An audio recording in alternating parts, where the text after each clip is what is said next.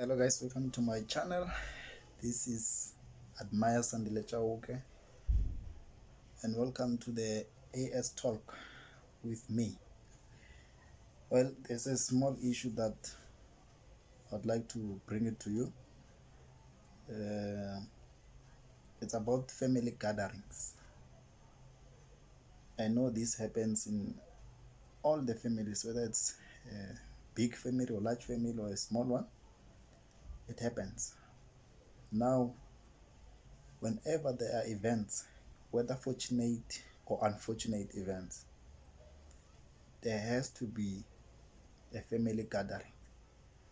Now, what happens in a family gathering, I don't know, because I've never been part of a family gathering, in as much as old as I am. Now, there's an issue here that I think a lot of us know about. Whenever there's a family gathering, there are people who a meeting will not start before they arrive. And there are people who, even if they are part of that meeting, they are not going to speak. And there are those of us who will not even make it to the list of people or guests who are wanted on that family meeting. So every time when, for example, there's a funeral, the family must meet almost every day to plan the funeral until the date of the burial or funeral service. Now, I don't know whether it's a cultural tradition or what or norm, but when did it start and why? That whenever there is a meeting within a family, when there is an event, whether fortunate or unfortunate, they will be selective on who should form part of that meeting and who shouldn't. Now, I think it's more questionable these days because age is no longer part of the discussion when they are selecting who should be part of the meeting and not.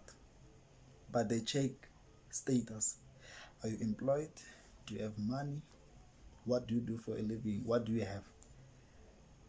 Then they make it, those things will either qualify you or disqualify you to be part of these meetings. I think it's a problem. When you are young, it is known automatically you won't be part of any meeting at home unless if it's about you, disciplinary or things like that. But as you grow up, go to school, complete, for as long as you don't work, forget, you won't be part of anything. But as soon as you start working, then calls, start to come and say, they will call you and say, no, there's this, you think you'll be there. They even put you, in items on programs whenever there are events.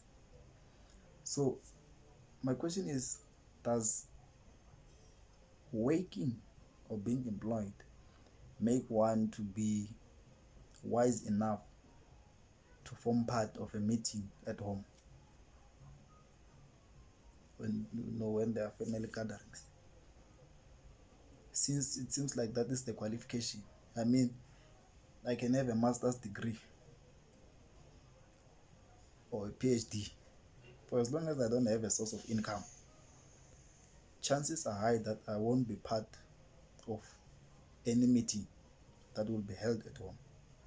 But someone who's younger than me, who's employed, may be part of a meeting that which I'm excluded. So why do we have these kind of situations where we are excluded on the basis of employment status, where we are excluded on meetings on the basis of materials? What do you have? What do you drive? How many rooms are your house? Where do you stay? Things like that. Are you married or not? It qualifies you to be a secretary or something. And it's a problem and it's wrong. In a lot of families, when there are events, they are more likely to spend a lot of money because majority of the people who form part of the meetings to organize for such events are mostly clueless when it comes to events management. And I think those type of things, it's where these old people should afford young people an opportunity to come in and help them with information. Who can give us the best or high quality video cameras at a reasonable price? Who has the best sound system at a reasonable price? The best the affordable mobile fridges, things like that. And these are our friends, the people who have these equipments now, which makes events to be successful, are our friends. These things are owned by people of our age, but we are not part of these meetings. And I think it should be discussed with these old men, maybe one by one, to tell them that no, they are wrong and they are losing out. Because it creates a tradition or culture, I don't know whether tradition, culture, or norm, that whenever people work and be part and they start being recognized within families and start to be part of such meetings, they're also going to adopt the same way of doing things.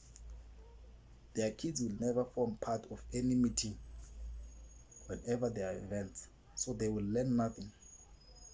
So what happens when these people die with the knowledge of doing things within families, because they are excluding young kids, unemployed, old youth in their meetings? So how will these people learn to handle or their way or their family's way of handling issues